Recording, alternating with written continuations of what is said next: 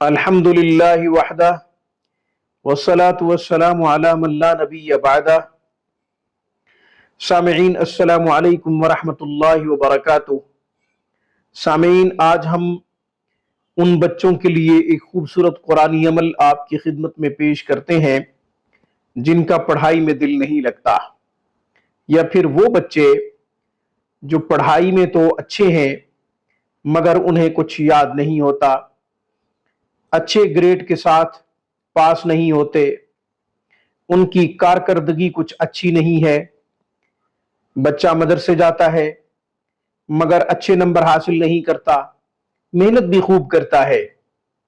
مگر اسے کچھ یاد نہیں رہتا۔ قرآن حفظ کر رہا ہے یا پھر درس نظامی کر رہا ہے مگر احادیث، تفسیر، قرآن کچھ بھی اسے یاد نہیں رہتا، تو وہ یہ عمل کرے انشاءاللہ خوب یاداشت مضبوط ہوگی اور جو کچھ پڑھے گا یاد رہے گا، اچھے گریڈ کے ساتھ بہترین کارکردگی حاصل کرے گا۔ اسکول میں اچھا پرفارم نہیں کر رہا، باقی جو اس کے ساتھ والے بچے ہیں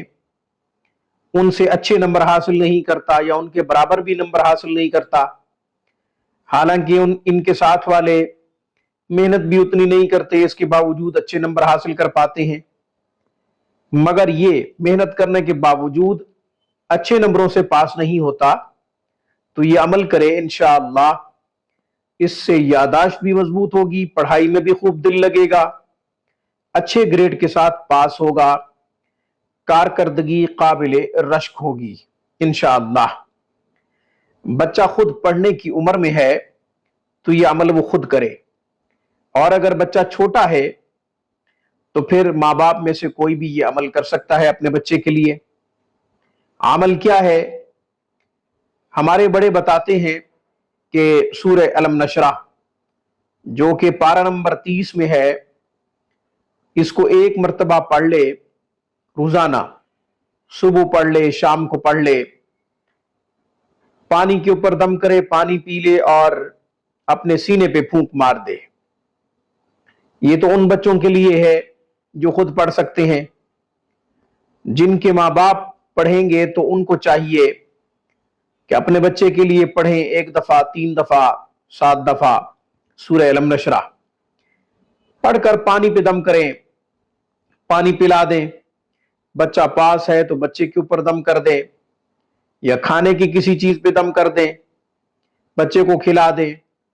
بادام پہ دم کر کے کھلا سکتے ہیں، دودھ پہ دم کر کے دودھ پلا سکتے ہیں، یہ جو بھی آسانی سے کھا پی سکتا ہو اس پہ دم کر کے دے دیا کریں روزانہ،